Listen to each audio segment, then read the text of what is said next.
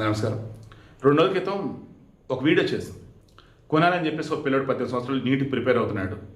వాళ్ళు వచ్చేసి ఛత్రపతి సంభాజీ నగర్. వాళ్ళ నాన్న పేరు మురళీధర్, వాళ్ళ అమ్మ పేరు సంగీత. ఆల్రెడీ ఈ ఫ్యామిలీలో ముందు ఒక బెడ్ ఉంటే చనిపోయాడు అని చెప్పి మాట్లాడుకున్నాం. సో ఇప్పుడు ఈ విషయం ఏంటంటే, ఈ మురళీధర్ వాళ్ళ సొంతూరు ఉంది కదా, అక్కడ మురళీధర్ వాళ్ళ అమ్మ నాన్న ఉన్నారు. వాళ్ళు ఏం చెప్పారంటే, 2 ఫోన్లు ఉన్నాయ్యా మనవడి దగ్గర, ఇంకా ఐఫోన్ కోసం ఎందుకు అలా చేస్తాడయ్యా, 2 ఐఫోన్లు ఉన్నాయి కాదయ్యా, కొద్ది రోజుల క్రితం మా ఊర్లో 3 ఎకరాల పొలం ఉందయ్యా, కొనాలి వాళ్ళ నాన్న పేరున, అది వాళ్ళ అక్క చెల్లెలకి రాసిచ్చాడు, అప్పటి నుంచి వాళ్ళ అమ్మ నరకం చూపెట్టిందయ్యా నా కొడుక్కి, అంటే మురళీధర్ భార్య సంగీత నరకం చూపెడతా ఉంది. అప్పటికే ఇద్దరి మధ్య అంత సఖ్యత లేదు, ప్రేమ పెళ్లి చేసుకున్నాడు, మాకు పెట్టకుండా చేసుకున్నాడు, అదో మాకు ఎప్పుడో చెప్పాడు, ఎప్పుడు చూడు భార్యాభర్తలు ఏదో గొడవలు, ఎప్పుడు చూడు మా ఫ్యామిలీలతో గొడవలు పడుతుంది అమ్మాయి సంగీత, డబ్బు గురించి అది గురించి అని. మొన్న కూడా వీడియోలో మాట్లాడుకున్నాం, గుర్తుందా?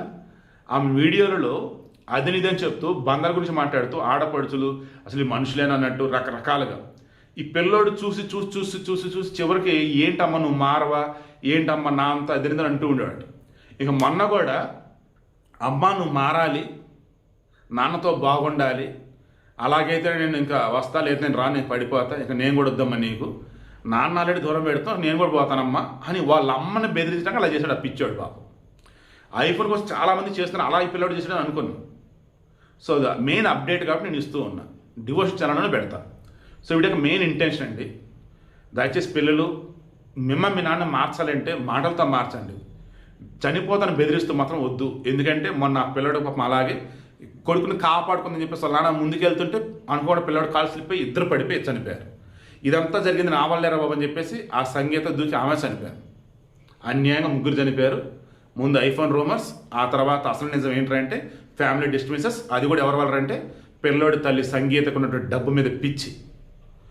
ఏ కాడికి మొగుడు వచ్చేసి ఆయన ఇంట్లో ఉన్నటువంటిది అన్ని కూడా అక్కచెల్లెలుగా పెడతాడని. ఏమంత ఇది పెట్టుకుంటే పెట్టుకున్నాడు, ఏమి మీకు ఎంత కావాలో అది ఉందో లేదో చూసుకోండి.